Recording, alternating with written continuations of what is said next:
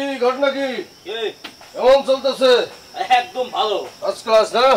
টেবিলটা একটু মোছ না ভালো করে। ওরে বাবা, ভালো করে মোছ। সম্মানী মানুষের সম্মান দিতে জানোস না? না না জানবো না কেন? তা পুলিশের বড় ভাই বিক্রাদার এতদিন কোথায় আছিলা? নিশ্চয়ই শ্বশুর বাড়ি।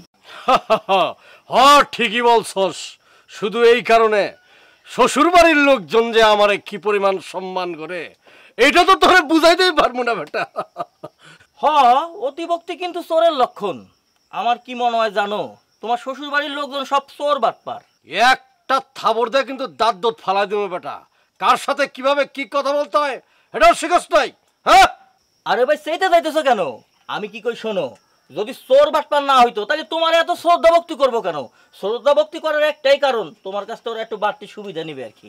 আই ফাজিল, তুই সব সময় উল্টো বোঝস কে? সহজ সরল ভাবে বুঝতে পারস না?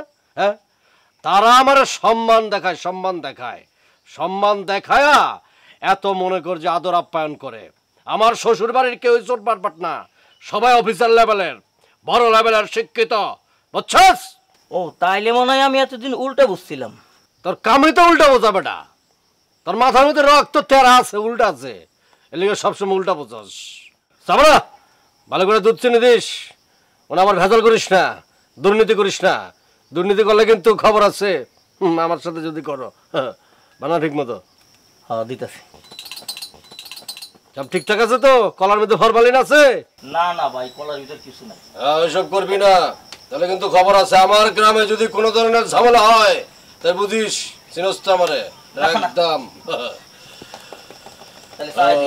ভালো করে বানা, বুঝাস?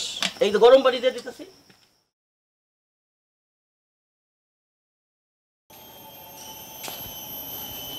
ভাবি, ভাবি, আসসালামু আলাইকুম। ভাবি কেমন আছো? মন ভালো তো না? আচ্ছা, ওই একটা বিষয় কথা বলার জন্য আর কি আসছি, অনুমতি দিলে বলতে পারি ভাবি?